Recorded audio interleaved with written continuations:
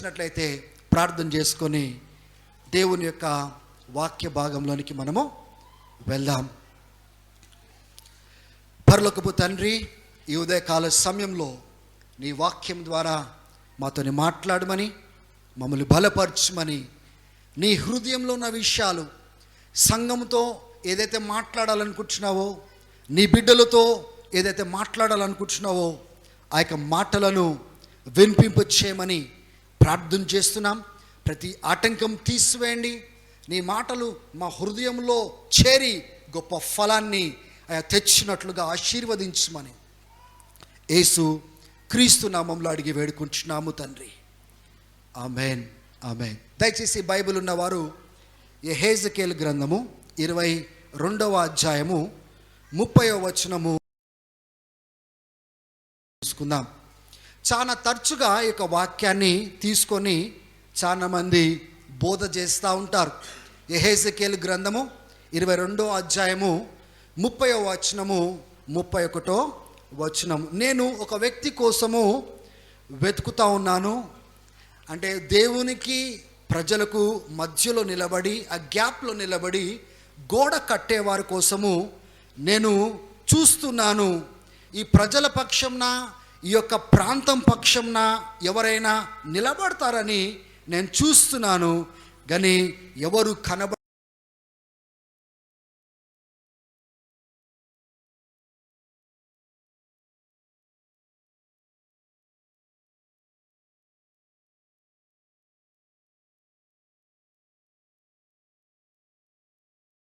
ఉన్నాం. దేవుని బిడ్డలారా, ఇక దేవుడు God says I am looking for a man. So అది అండర్లైన్ చేసుకోండి. God is looking for a man. రెండోది, అమంగ్ దెమ్, వారి మధ్యలో నేను ఒక మనిషిని నేను వెతుకుతున్నాను అంటున్నాడు. ఎవరి మధ్యలో? చాలా మటుకు ఈ యొక్క వాక్య భాగాన్ని తీసుకొని చాలామంది ఏమని చెప్తా ఉంటారంటే, దేవుడు విజ్ఞాపనకర్తలను లేవనెత్తుకున్నాడు. దేవునికి ప్రజలకు మధ్యలో నిలబడి ఈ ప్రజలు నాశనం కావద్దని ఆ గ్యాప్లో నిలబడి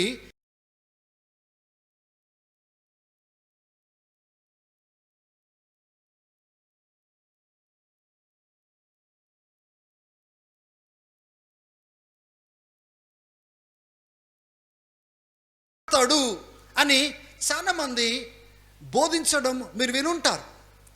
అంటే విజ్ఞాపనకర్తలు అవసరం లేదు అని నేను చెప్పట్లేదు.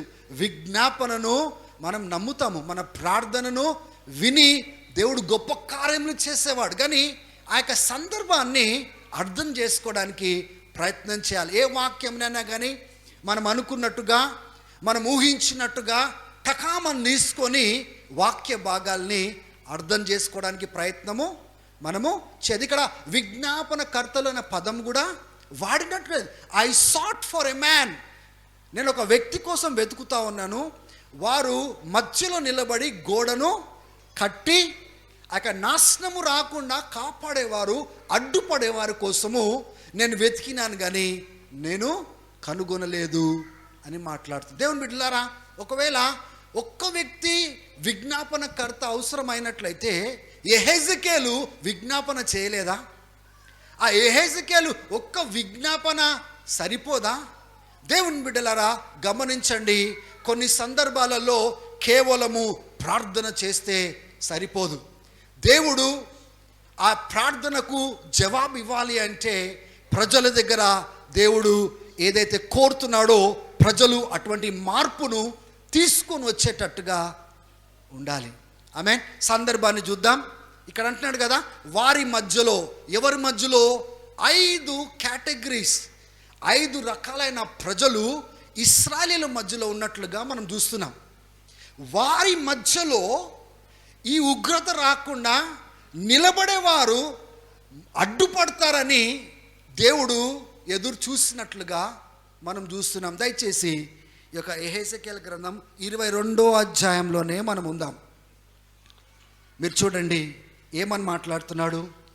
23వ వచనం. ఇదే అధ్యాయం కదా, వేరే అధ్యాయానికి మనం వెళ్ళట్లేదు కదా. వారి మధ్యలో ఒక వ్యక్తి నిలబడతారని నేను చూస్తున్నాను అంటున్నాడు.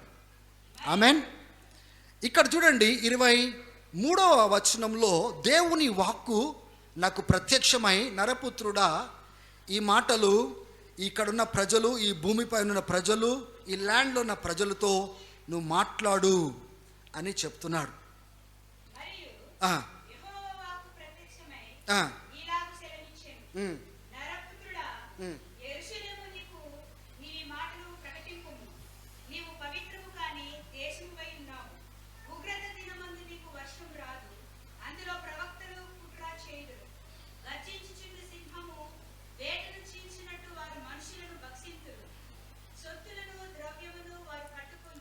చాలు, ఇక్కడ నేను 25వ వచనాన్ని నేను చదువుతాను.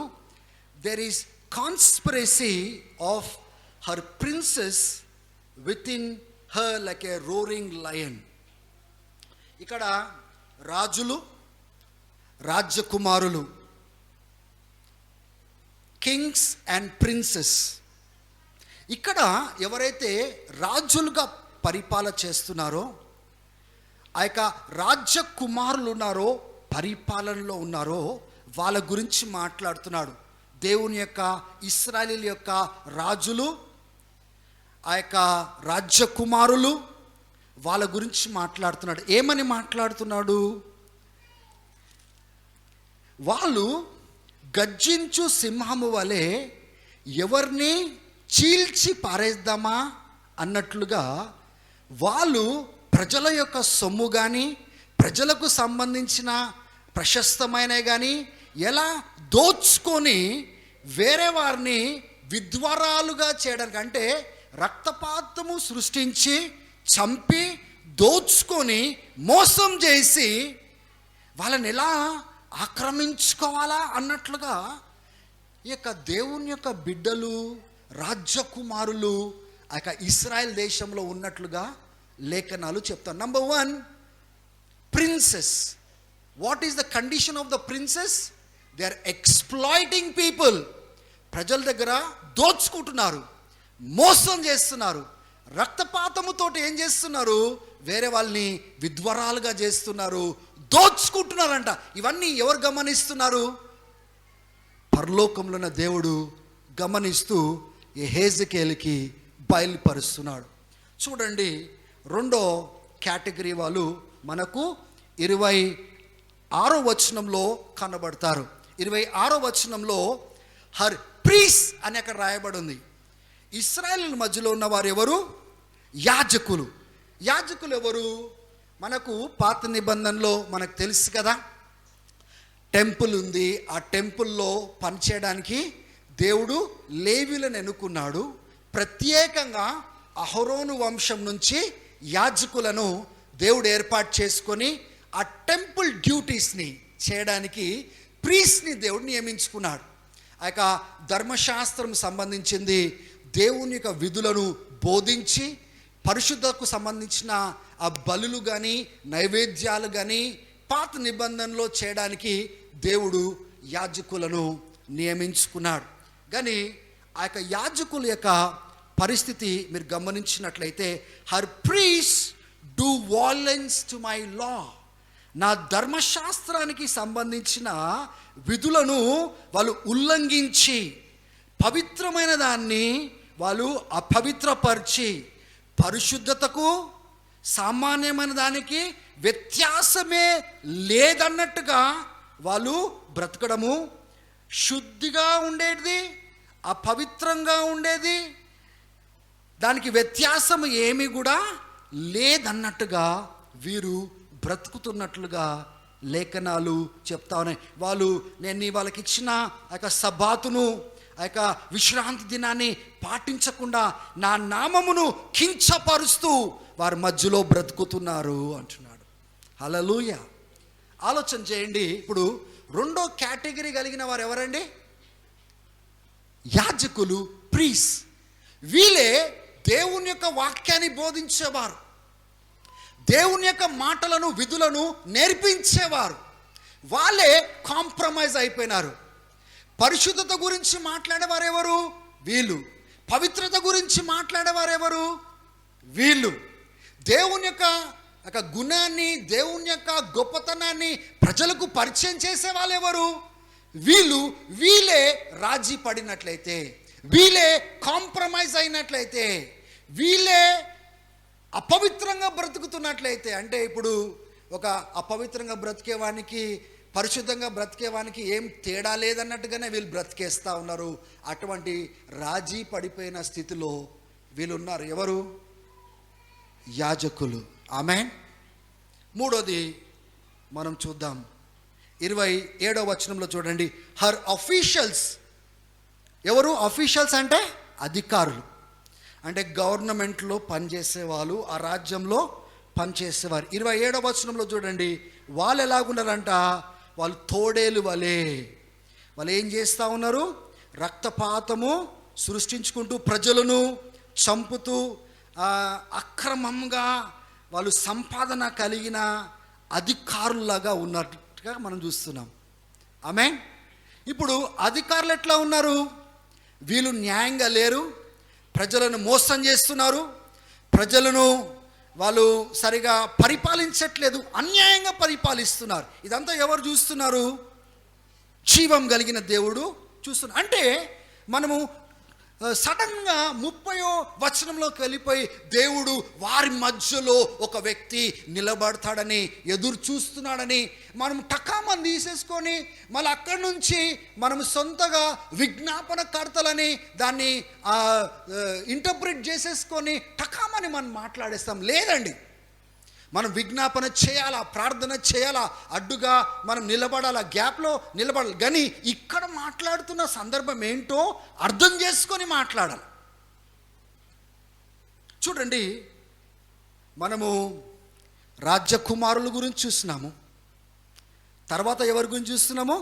యాజకుల గురించి చూస్తున్నాము, తర్వాత అధికారుల గురించి మనం చూస్తున్నాము. తర్వాత మీరు చూడండి వర్స్ 28, హర్ ప్రాఫిట్స్. హర్ అంటే ఇశ్రాయేల్ని సంబోధిస్తూ ఇశ్రాయేల్ యొక్క ప్రవక్తలు. హల్లెలూయా. ఇప్పుడు ప్రవక్తలు ఎవరండి? దేవుని యొక్క మాటలను దేవుడు ఏం మాట్లాడుతున్నాడో భవిష్యత్తుకు సంబంధించి, ఆ కాలానికి సంబంధించి దేవుని యొక్క దృష్టి, ఆలోచన, హృదయము ఏదైతే ఉందో అది బయలుపరిచేవారు ప్రవక్తలు. కానీ ప్రవక్తలు ఎలాగున్నారంట? Her prophets whitewash their deeds for them by false visions and lying divinations. They say, this is what the sovereign Lord says, when the Lord has not spoken. ఎట్లున్నారంట ప్రవక్తలు? వ్యర్థమైన దర్శనములను కనుచు, సెలవీయనప్పుడు యెహోవా మాట్లాడినప్పటికీ ప్రభువైన యెహోవా ఈలాగు సెలవిచ్చుచున్నాడని చెప్పుచు, దేవుడు మాట్లాడినప్పటికీ దేవుడు మాట్లాడుతున్నాడని అబద్ధపు ప్రవచనాలు చెప్తూ సోదెగాండ్రై జనులు కట్టిన మంటి గోడకు గచ్చుపూత పూయి వారునై ఉన్నారు. ఎట్లున్నారంట ప్రవక్తలు? వైట్ వాష్ చేసేస్తున్నారనమాట. ఇప్పుడు సపోజ్ ఈ గోడ మనము ఇదంతా పెయింట్ అయ్యక ముందు ఎట్లా ఉందో మనకు తెలియదు, ఎంత మురికిగా ఉందో తెలియదు. కానీ ఒక్కసారి ఇట్లా వైట్ వాష్ చేసిన తర్వాత, పెయింట్ అంతా వేసిన తర్వాత మురికి అంతా మనకు కనిపించదు, ఆ వైట్ వాష్ మాత్రమే కనబడుతుంది. ఆమేన్. హల్లెలూయా. వీళ్ళు ఏ రీతిగా మోసం చేసుకుంటూ వెళ్తూ ఉన్నారంటే, ఆ దినాలలో దేవుడు ప్రవక్తలను ఎన్నుకోలేదని కాదు, ఈ యెహెజ్కేలే ఒక ప్రవక్త, ఆయన దేవుని యొక్క విధులను బయలుపరిచినవాడు. కానీ వారి మధ్యలో ఉన్న ప్రజలు, ఆ యొక్క ప్రవక్తలు ఎలాగున్నారంటే, దేవుడు చెప్పకపోయినా కానీ చెప్పినాడు, ఆ యొక్క లేనిపోని సోది మాటలు మాట్లాడడము, దర్శనాలు మాట్లాడడం, ప్రవచనాలు మాట్లాడడము. God never spoke doesn't mean God does not speak. దేవుడు మాట్లాడాడని కాదు. మీరు ఏం నమ్ముతున్నారో, నేనేం నమ్ముతున్నానో I don't know, but God speaks to people. God raises prophets and he speaks to us. ఏదైనా ఎక్కడైనా సరిగా జరగలేదు అంటే దాని అర్థము దాన్ని ఆపేయడం కాదు, దాన్ని సరిగా చేయడం అనేది మనం నేర్చుకోవాలి. ఒకవేళ అబద్ధ ప్రవక్తలు ఉన్నారంటే నిజమైన ప్రవక్త లేరు అని కాదు. Are you understanding the point? కొంతమంది అన్ని అబద్ధ ప్రవచనాలు చెప్తున్నారు కాబట్టి ప్రవక్తలే లేరని నిర్ణయానికి వస్తారు. That is not right. ఆమేన్. యెహెజ్కేలు ఒక మంచి ప్రవక్త కనబడుతున్నారు, కానీ వాళ్ళ మధ్యలో ఇంకా ఫాల్స్ ప్రాఫిట్స్ ఉన్నారు. ఈ మాటలు ఎందుకు చెప్తున్నానో నేను కనెక్ట్ చేస్తాను. ఇది చర్చ్కి ఎందుకు సంబంధించింది నేను తర్వాత కనెక్ట్ చేస్తాను. మీరు దయచేసి నాతో పాటు ఫాలో కండి. ఫస్ట్ యొక్క సందర్భాన్ని ఎక్స్ప్లెయిన్ చేయడానికి ప్రయత్నం చేస్తూ ఉన్నాను. రాజకుమారుల గురించి చూసినాము, యాజకుల గురించి చూసినాము, వారి అధికారుల గురించి చూసినాము, ప్రవక్తల గురించి చూసినాము. 29వ వచనం చూడండి, వారి ప్రజలు అని అక్కడ రాయబడి ఉంటుంది. వాళ్ళు ఎట్లా బ్రతుకుతున్నారంట? ఇశ్రాయేల్ ప్రజలు సామాన్య జనులు బలాత్కారము చేయుచు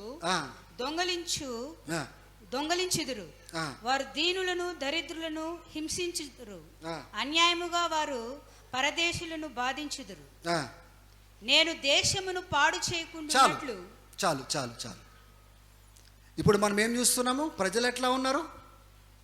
ఇప్పుడు వీళ్ళు they are suppose to represent the living God. జీవం కలిగిన దేవుడిని రిప్రజెంట్ చేసే ఇశ్రాయేలు. ఒక రకంగా చెప్పాలంటే ఇప్పుడు క్రీస్తును రిప్రజెంట్ చేసేది ఎవరు అంటే సంఘము అంటాం కదా. ఆ దినాలలో మనకు రాజ్యకుమారులు కనబడుతున్నారు, ఏర్పాటు చేయబడిన వాళ్ళు. ప్రవక్తలు కనబడుతున్నారు, ఏర్పాటు చేయబడిన వాళ్ళు. యాజకులు కనబడుతున్నారు, ఏర్పాటు చేయబడిన వాళ్ళు. ప్రవక్తలు కనబడుతున్నారు, ఏర్పాటు చేయబడిన వాళ్ళు. ప్రజలు కనబడుతున్నారు, ఏర్పాటు చేయబడిన వారు. అదే రీతిగా మనకు సంఘంలో ఏర్పాటు చేయబడిన అపోస్తులు కనబడతారు, ప్రవక్తలు కనబడతారు, కాపర్లు కనబడతారు, ఇక ఉపదేశకులు కనబడతారు, అద్భుతాలు చేయవారు, ఆశ్చర్యకార్యములు చేయవారు. కొరింథీయులకు రాసిన పత్రికలో రాయబడినట్లుగా నానా విధమైన ఇక స్వస్థత కార్యములు చేయవారు మనకు కనబడతారు. We see the same division kind of people in క్రిస్టెండమ్.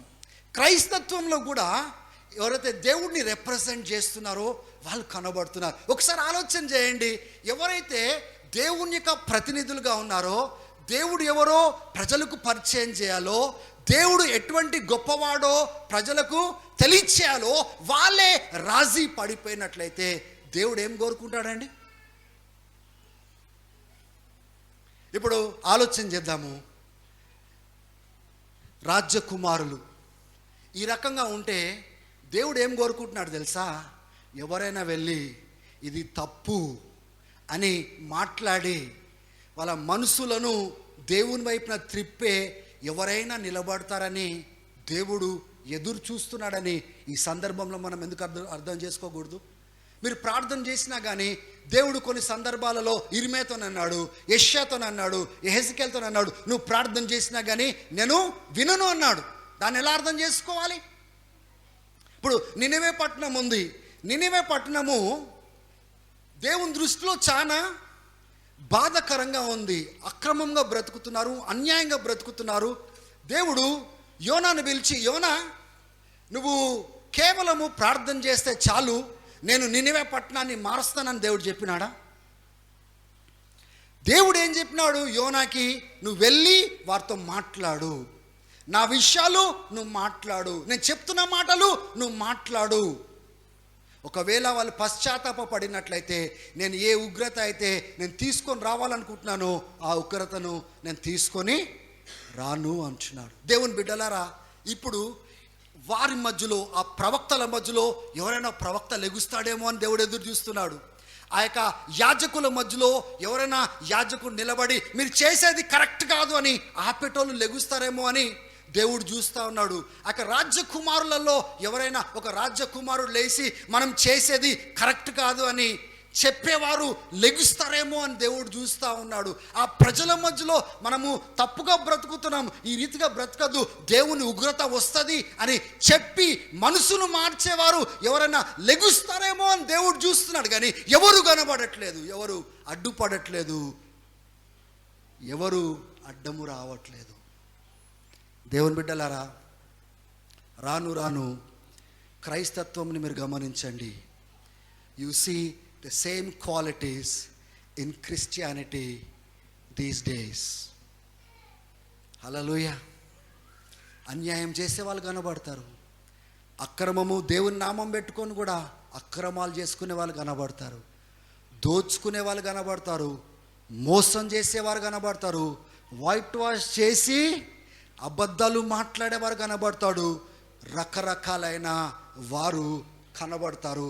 అటువంటి రీతిగా కనబడినప్పుడు దేవుని యొక్క హృదయము ఏం కొట్టుకుంటుంది తెలుసా?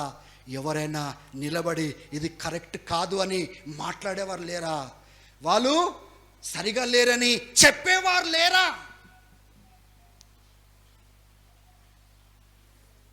వాళ్ళు దేవుని యొక్క విధుల నుంచి, దేవుని మార్గం నుంచి వీళ్ళు తొలగిపోతున్నారు, ఇది కరెక్ట్ కాదని అడ్డుగా నిలబడి ప్రజల యొక్క మనసులను మార్చేవారు లేరా అని దేవుడు ఎందుకు ఎదురు చూడట్లేదు? ఈ దినాలలో ఈ 3 కేటగిరీస్ని మనం చూస్తాం. ఆ 3 కేటగిరీస్ ఏంటిదంటే, దేవుని పేరు పెట్టుకుంటారు కానీ దేవుని మార్గం నుంచి దేవుని యొక్క ప్రతినిధులుగా, రిప్రజెంటేటివ్స్గా తొలగిపోయి ఉంటారు. వాళ్ళు they still use the name of God, but there lifes don't correlate with what they believe. వాళ్ళు ఏం నమ్ముతున్నారో ఆ నమ్మకానికి తగ్గట్టుగా వాళ్ళ జీవితాలు ఉండవు. They deviate from the ways of God. అటువంటి సమయంలో you know what God is expecting? దేవుడు ఏం ఎక్స్పెక్ట్ చేస్తున్నాడు తెలుసా? ఎవరైనా నిలబడి వీరితో మాట్లాడతాడా? సో ఇప్పుడు మనము పరిశీలన చేసుకుందాం. మనం దేవుని బిడ్డలమని చెప్తున్నాము, దేవుడిని వెంబడిస్తున్నామని చెప్తున్నాము, దేవుని యొక్క ప్రతినిధులని చెప్తున్నాము. మన జీవితము ఆ జీవం కలిగిన దేవుని ఎదుట ఎలాగ ఉంది? ఇంత క్షుణ్ణంగా చూసిన దేవుడు, ఒక్కొక్క డీటెయిల్ మాట్లాడిన దేవుడు, ఒక్కొక్కరు ఏం చేస్తున్నారో ఆ యొక్క విషయాలన్నీ బయలుపరిచిన దేవుడు ఈ దినాలలో నీ విషయంలో, నా విషయంలో దేవుడు నిన్నెక్కడ పెట్టినాడో, నన్నెక్కడ పెట్టినాడో, మన జీవితాన్ని అంత క్షుణ్ణంగా చూడట్లేదు అనుకుంటున్నారా?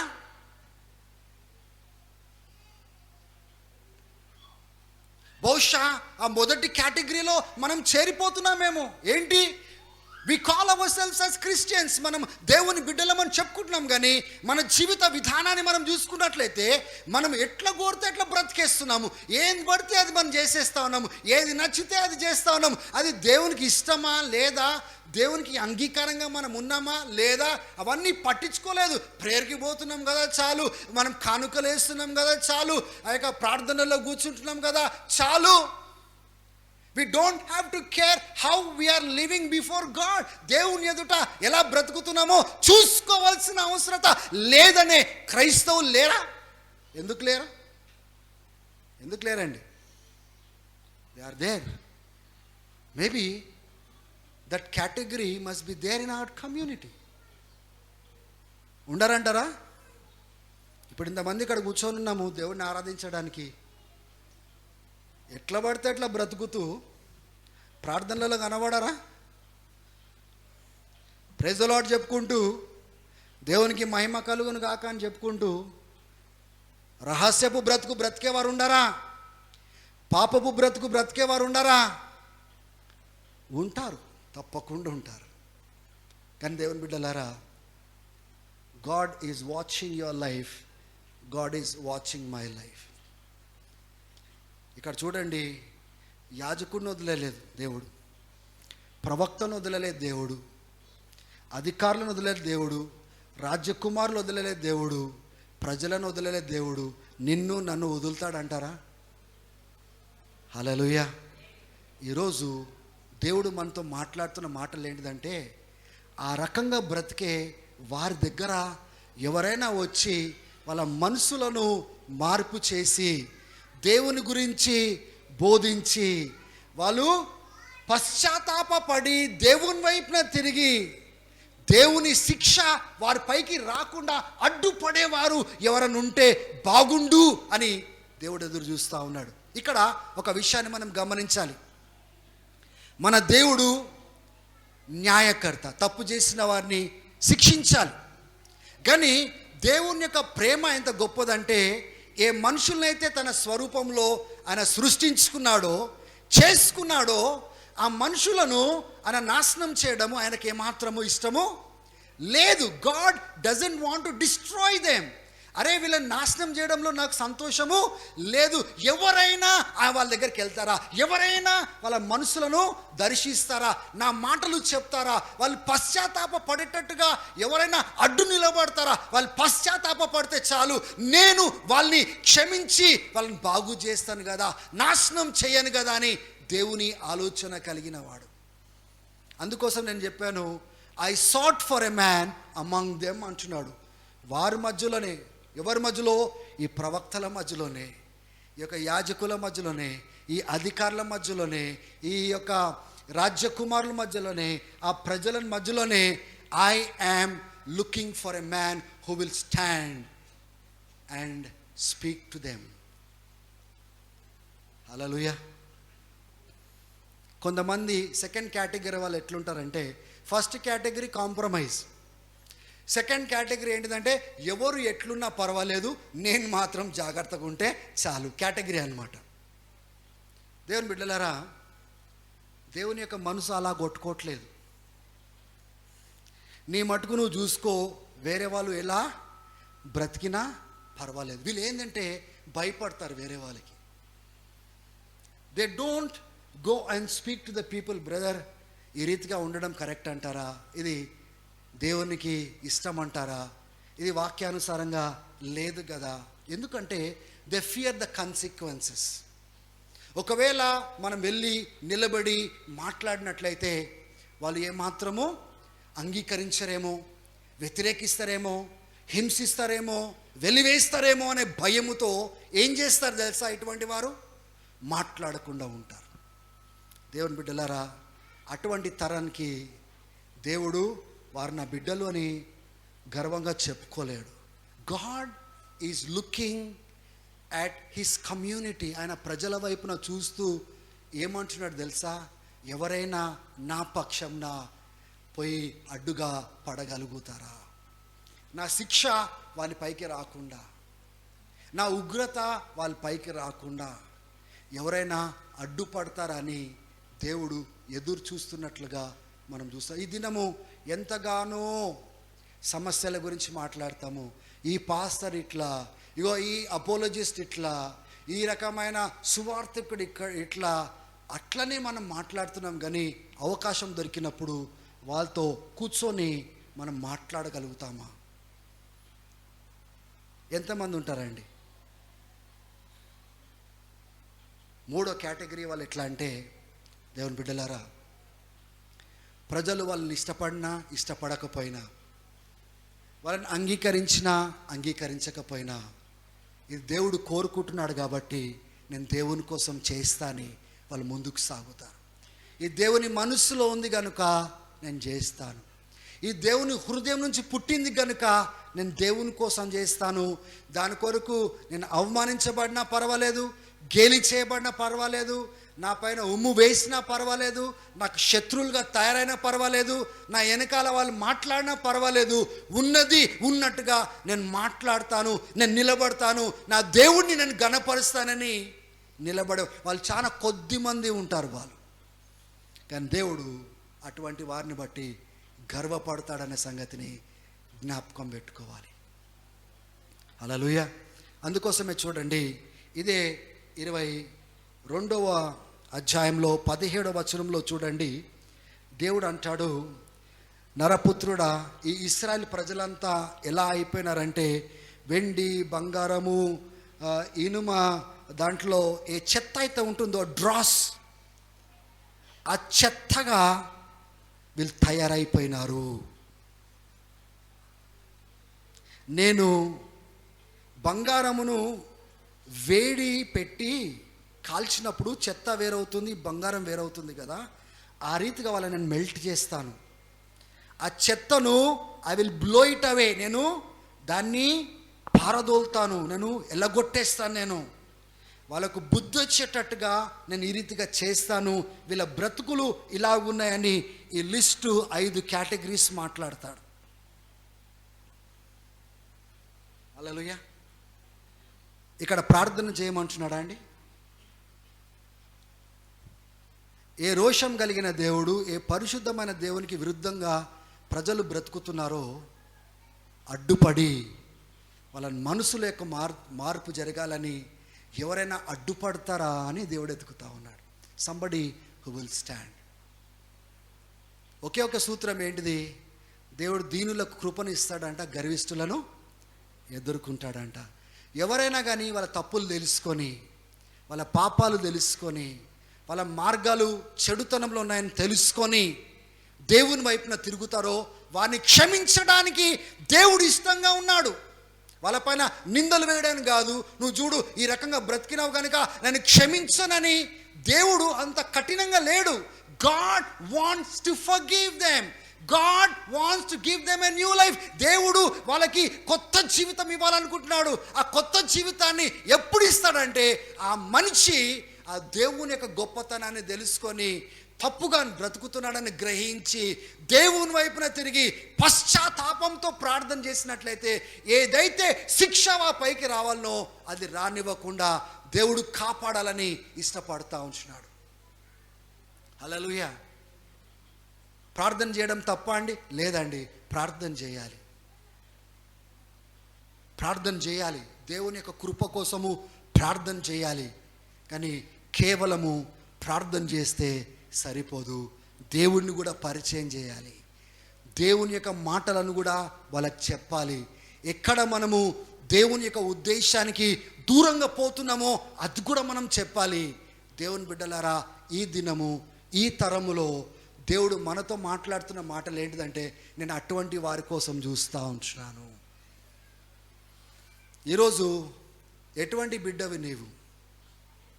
లోకంతో కలిసిపోయి దేవుని యొక్క ప్రతినిధిగా ఏమాత్రం లేకుండా, దేవుని యొక్క వెలుగు లేకుండా, లోకంతో పాపంతో చెడుతనంతో రాజీ అయిపోయి ప్రార్థనలకు వస్తూ పాటలు పాడుతూ స్తుతిస్తూ వాయిద్యంలో వాయిస్తూ గట్టి గట్టి శబ్దాలు చేసే వ్యక్తిగా మనం ఉన్నామా?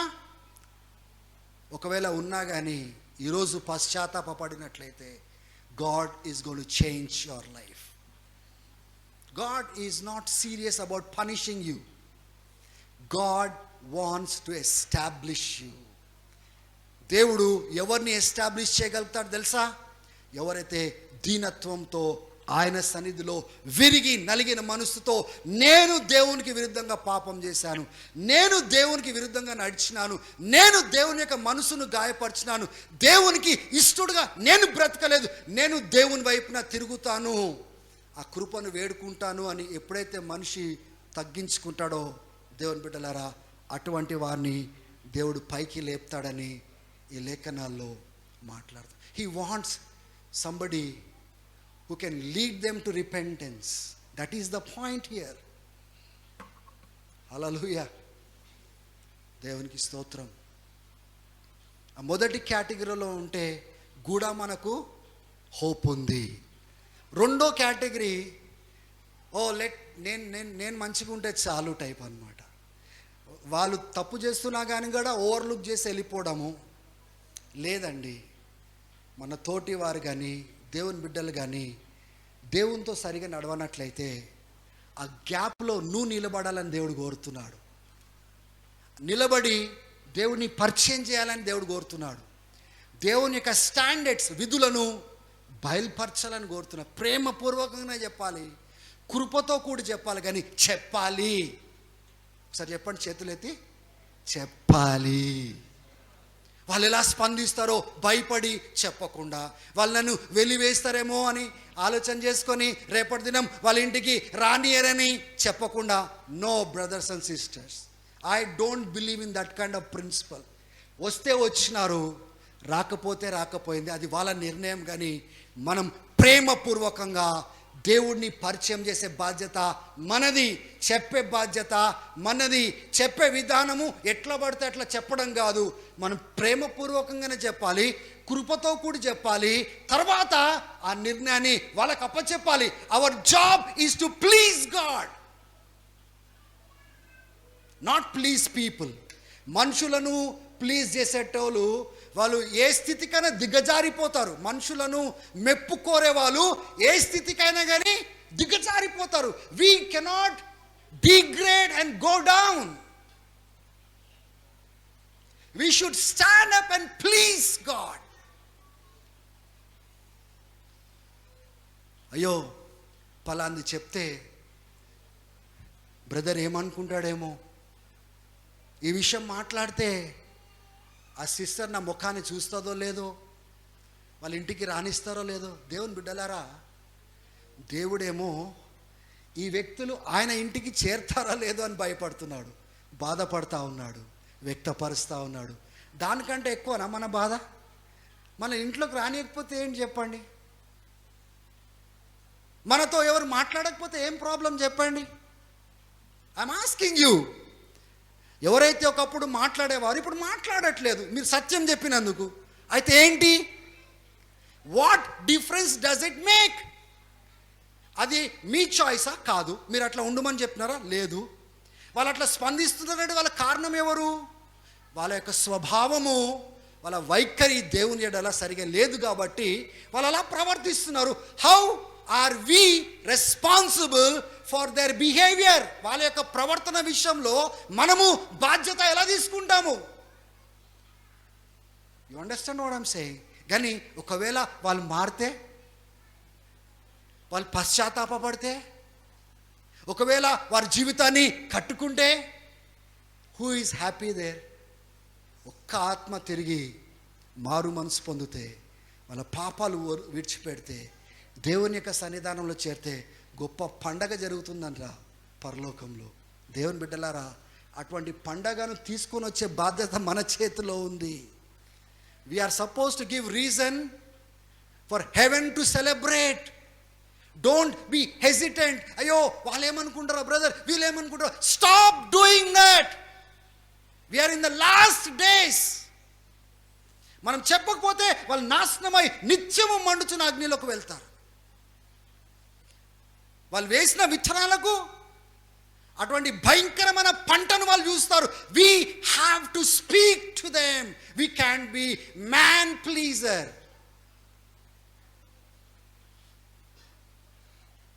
హల్లెలూయా. మూడో కేటగిరీ వాళ్ళు చాలా ఆ దేవుని రాజ్యంలో, సంఘంలో జెమ్స్ లాంటి వారు. వాళ్ళు సిలువను ఎత్తుకుంటారు.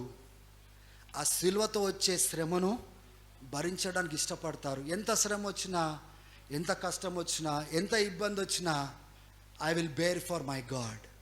ప్రజలు నాకు విన్నా వినకపోయినా, అంగీకరించినా అంగీకరించకపోయినా, నన్ను కొనుక్కున్నాడు దేవుడు, నా కోసం ప్రాణం పెట్టినాడు దేవుడు, నా కోసం సర్వం ఇచ్చిన దేవుడు. ఆయన కోసము నేను సిగ్గుపడలేనా? ఆయన సిగ్గుపడ్డాడు, గేలి చేయబడ్డాడు, ముఖం మీద ఉమ్ము వేయబడ్డాడు, ముళ్ళ కిరీటం పెట్టబడింది, బల్లెముతో పొడవబడ్డాడు, కొరడాలతో వీపు చీల్చబడింది. He died in my place. Don't you remember what Paul said to Timothy? తిమోతితో ఏమన్నాడు? తిమోతి, ఈ సువార్త విషయంలో, దేవుని యొక్క మాటలు చెప్పే విషయంలో నువ్వు సిగ్గుపడకు. నేను సిగ్గుపడట్లేదు, నువ్వు సిగ్గుపడడానికి వీలు లేదు అంటున్నాడు. This is the language of apostles. You know what is the heart of God? God is looking for gems like that. ఈ మూడో కేటగిరీలో ఆ ముత్యాలు ఎక్కడా అని వెతుకుతున్నాడు. వాళ్ళతోటే దేవుడు గొప్ప కార్యాలు చేయబోతున్నారు. Are you willing to stand in that gap and say, Lord, I will fight for them. వాళ్ళ పక్షంన నేను పోరాడతాను, వాళ్ళ బాధ్యతను నేను తీసుకుంటాను, వాళ్ళ కోసము నేను శ్రమ పొందుతాను, నేను అవమానం తీసుకుంటాను, నేను వాళ్ళ పక్షంన నేను పోరాడతాను ప్రభా. ఈ చివరి దినాలలో నాశనమయ్యేవారు నాశనం కాకుండా నేను అడ్డు నిలబడతాను, నన్ను వాడుకో ప్రభు అని నిలబడేవారు ఎక్కడ? ఇది నా యొక్క ప్రశ్ననా? When I was asking God, what do you want the church to listen? ఏదో మంచి మాయ మాటలు చెప్పి పంపించేయచ్చు. మన మా మామయ్య యొక్క మెమోరియల్ ప్రేయర్ ఉండే 1 year చనిపోయి.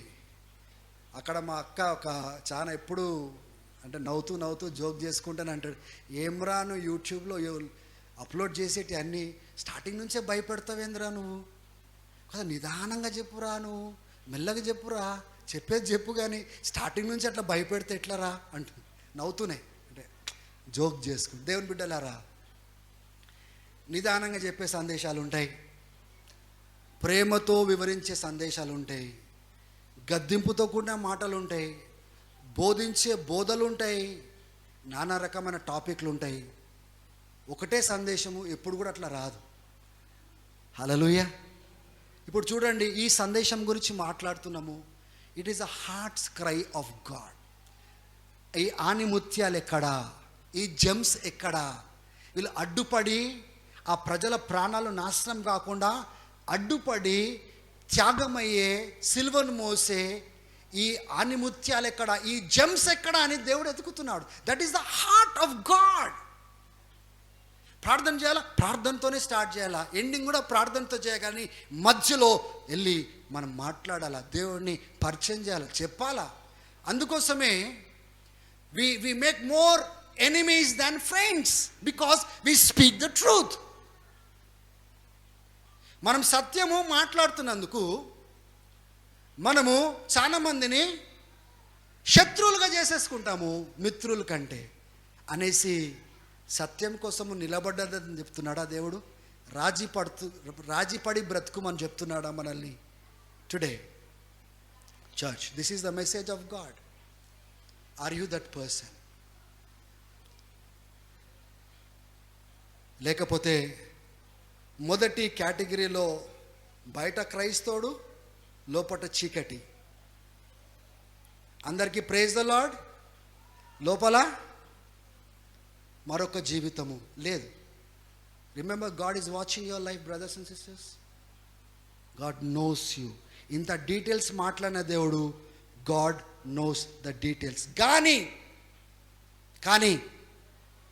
God is so gracious towards you. God is so loving and forgiving towards you. God doesn't want to destroy you. That's the love of God. దేవుడు కృప కలిగిన వాడు, దయ కలిగిన వాడు. నాశనము చేయడానికి ఇష్టం లేదు. ఆయన క్షమించడానికి, కొత్త జీవితం ఇవ్వడానికి ఎవరైనా వస్తారా, ఎవరైనా ఆయనతో మాట్లాడతారా, ఎవరైనా ఆమెతో మాట్లాడతారా, ఆమె మార్గము మార్చుకొని నా వైపున తిరుగుతుందా, నేను ఆ బిడ్డను నేను రక్షించుకోగలుగుతానని తపన చూపిస్తున్నాడు దేవుడు. ఎందుకు తెలుసా? He made us in his image. మనం ఆయన స్వరూపంలో చేయబడ్డాం గనుక ఆ అద్వితీయుడైన దేవుడు ఈ మానవుడిగా ఈ లోకంలో మానవుని యొక్క స్థానం తీసుకోవడానికి వచ్చినాడు.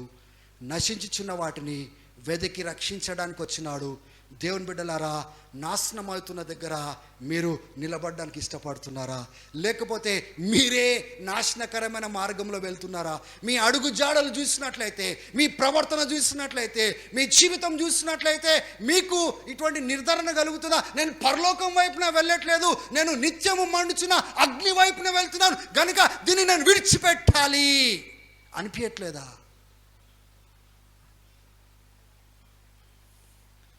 హల్లెలూయా.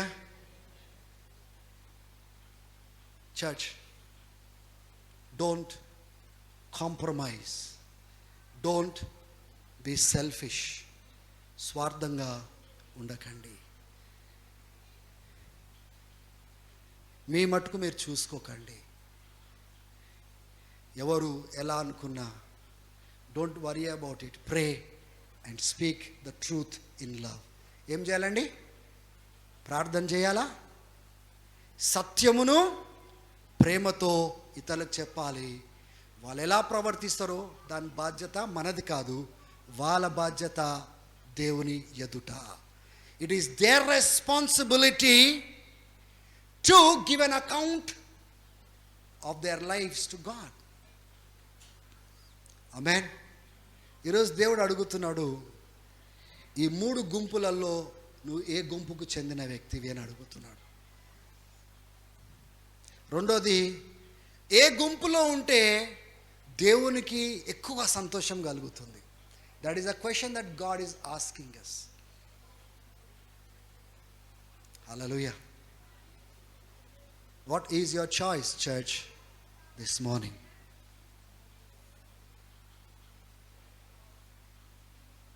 ఒకవేళ దేవుడు ఇక్కడ ఎంతమంది అయితే కూర్చున్నారో మన జీవితం గురించిన లిస్ట్ ఇక్కడ మాట్లాడినట్లుగా ఒకవేళ ఇచ్చినట్లయితే ఎంతమంది మనం నిలబడగలుగుతాం ఆయన ఎదుట? Dear church, God is so loving towards you, but let us not take his grace in vein.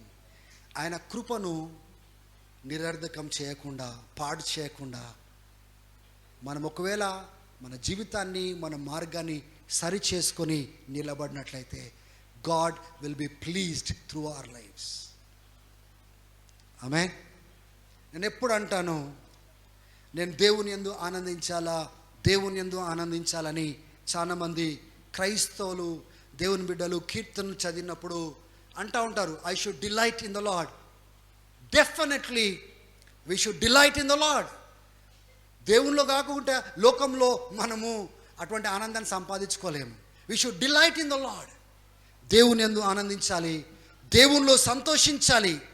కానీ ఏ స్థాయిలో మనం బ్రతకాలి అంటే మన బ్రతుకును చూసి దేవుడు ఆనందించాలి. God should take delight in our life.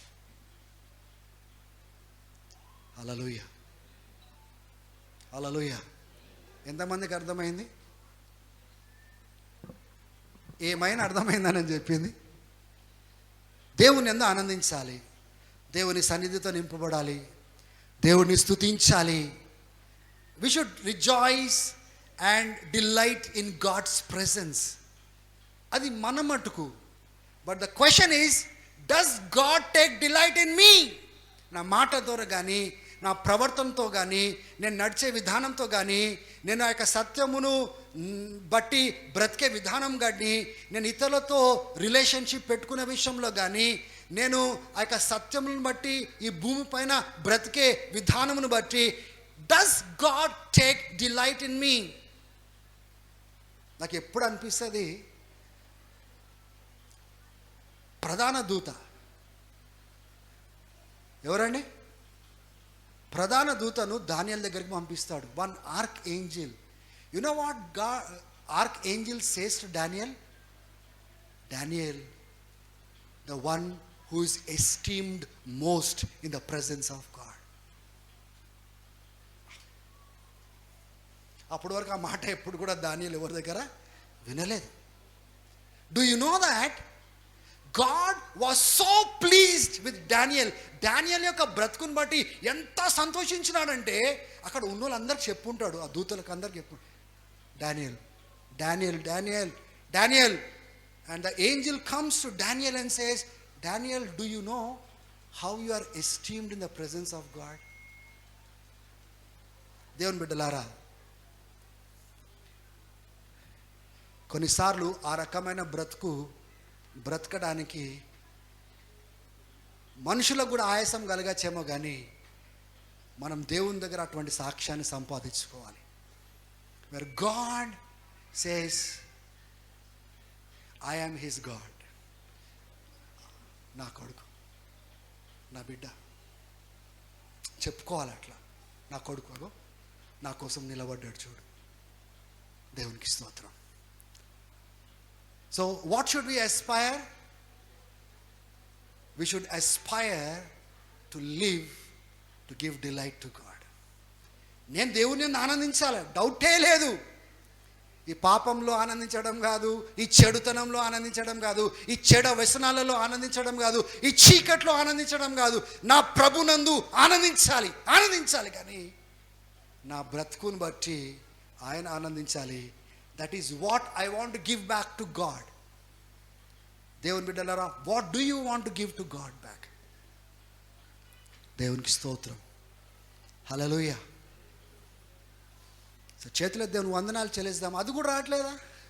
What kind of life do you want to live?